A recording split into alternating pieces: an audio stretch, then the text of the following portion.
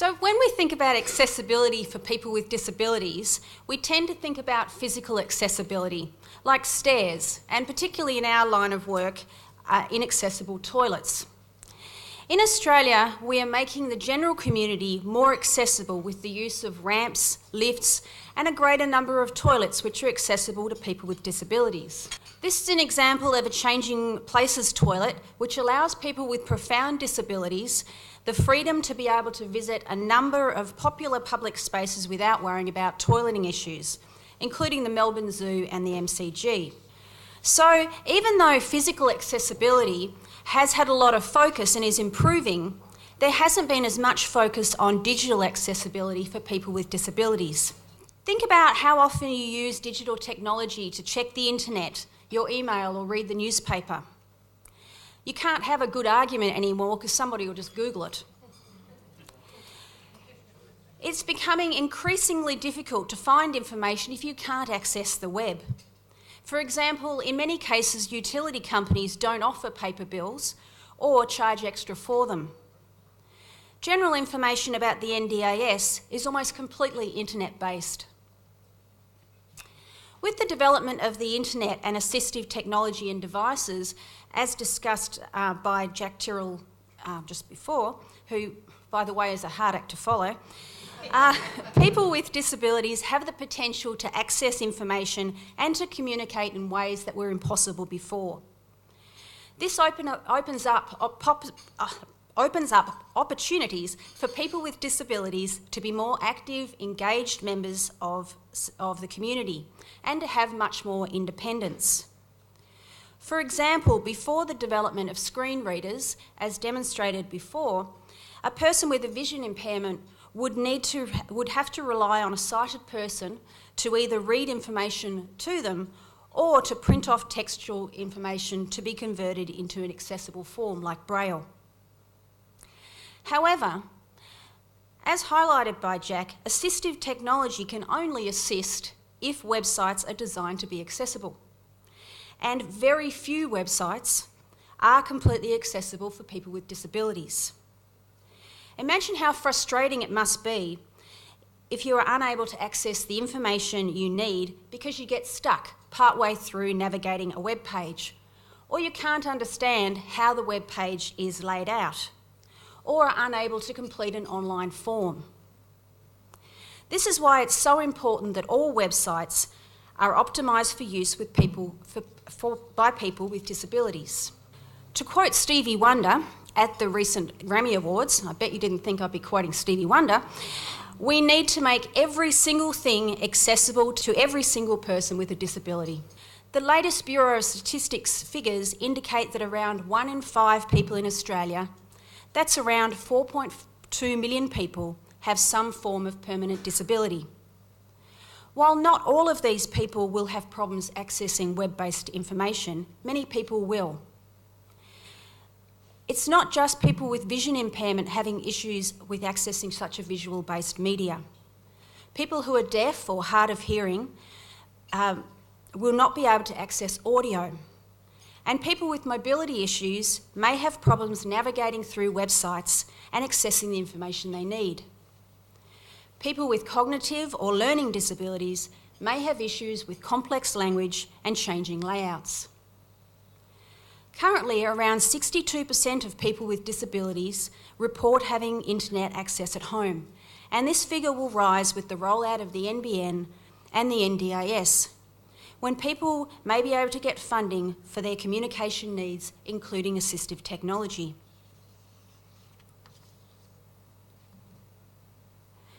At the Continence Foundation, we want to ensure that the information and resources available through the Foundation's website are accessible to as many people as possible, including people with disabilities. This desire has led to this year's special project, Find the Answers, Improving Access to Continence Information, which is being launched today in time for World Continence Week. We started the project by identifying some of the barriers to accessing continence information among people with disability through consultation with stakeholders, including health professionals and others working in the disability sector, and through a working group, which included people with lived experience of disability.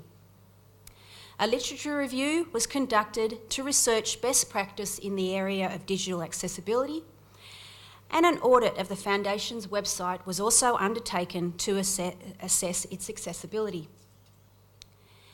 This background research led to the development of the project's aim, objectives and strategies.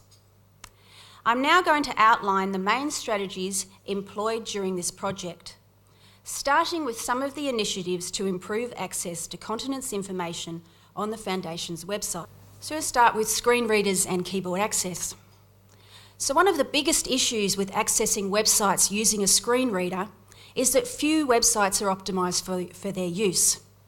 And Jack discussed this as well, obviously from a first-hand point of view.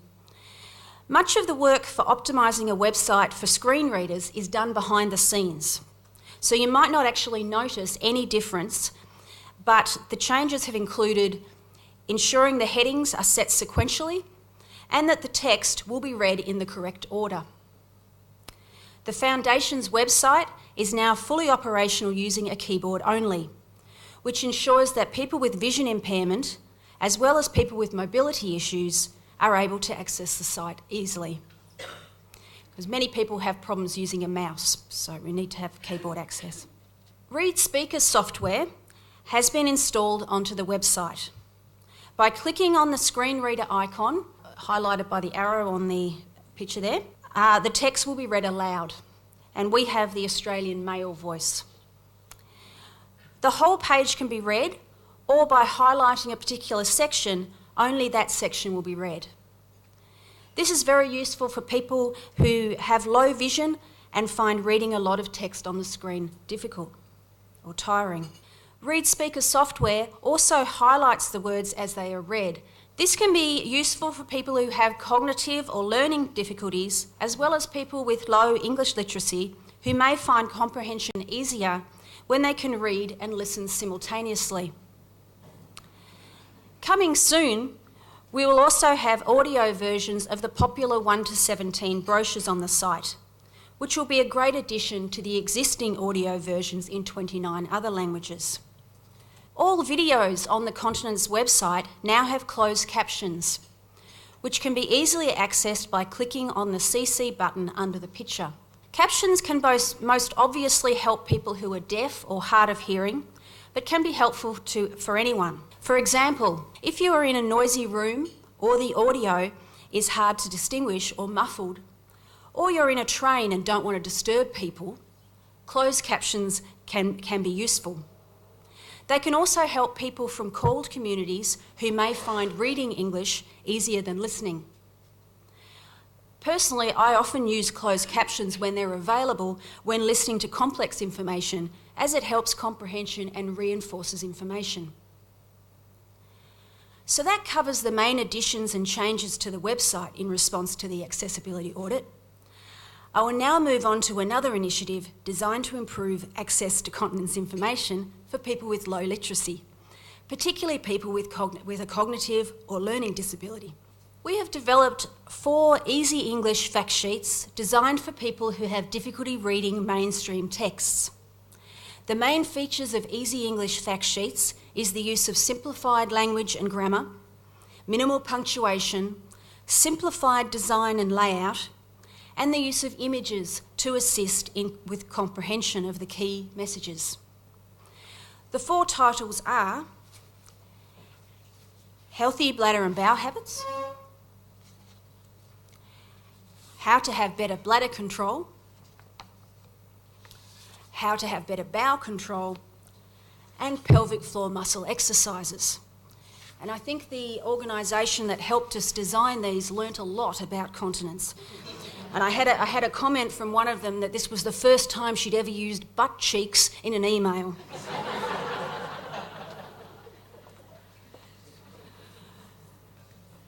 So these will be available for download only from the Foundation's website in time for World Continence Week next week.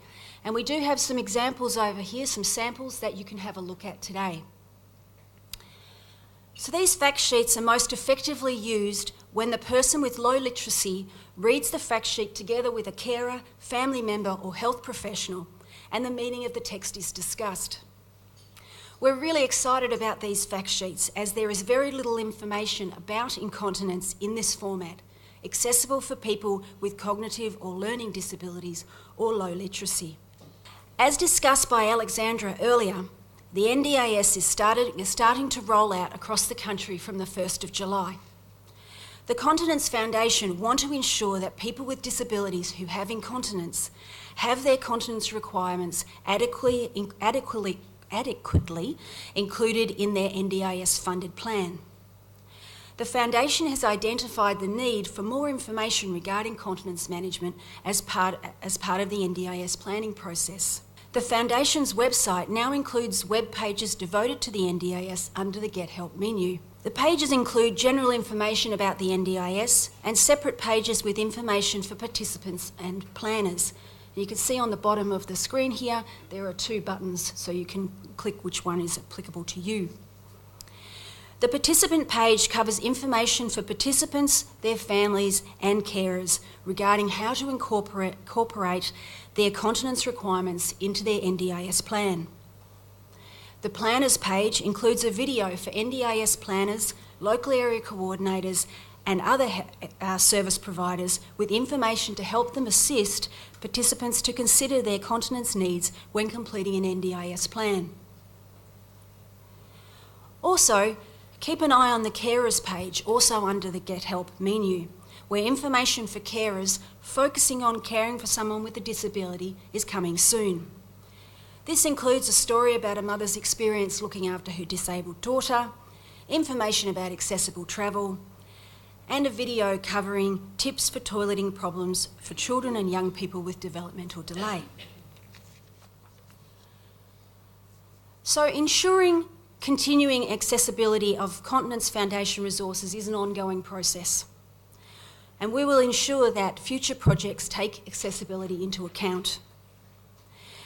This project has really opened my eyes to the challenges people with disability face in accessing information that I take for granted.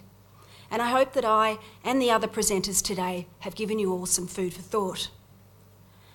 I'd like to give a big thank you to the working group who guided this project and to Danielle Walker who assisted me throughout the year. Also thank you to Rowan Cockrell and all the CFA staff for their support. And thank you all for listening. Thank you.